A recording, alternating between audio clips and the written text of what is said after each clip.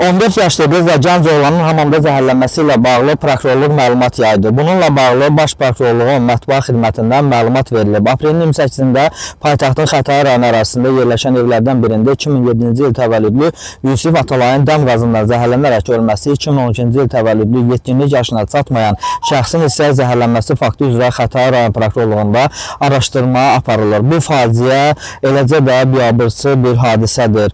14 yaşında qız uşağının, yəni o uşaqdır, onun 19 yaşında oğlanla hamamda nə işi var idi? Ümumiyyətlə, mənim düşüncəmcə, zənnimcə, fikrimcə cəmiyyət birləşərək belə halların qarşısı almaq üçün əlbir olmalıdır. Eləcə də təhsil müəssisələrində, məktəblərdə, əsasən də aşağı siniflərdə profilaktik söhbətlər aparılmalı.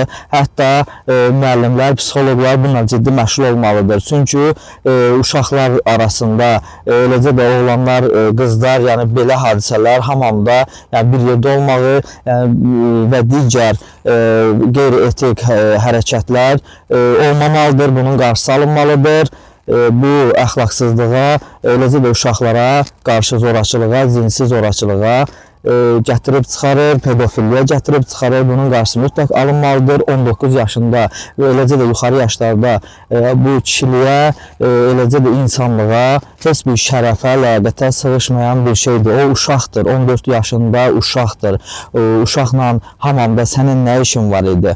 Valideynlər bu işə cəlb olunmalıdır, uşaqlarla ciddi məşğul olmalı, tərbiyə verməlidir. Artıq bu cəmiyyətdə bir həyəcan siqnalı salınmalı və buna bütün cəmiyyət olaraq əlbir olmalıyıq. Eləcə də sosial şəbəkələrdə əxlaqsız yayımların qarşısı almalıdır ki, bu uşaqlar arasında da adiləşib belə nəticələrə gətirib çıxartmasın.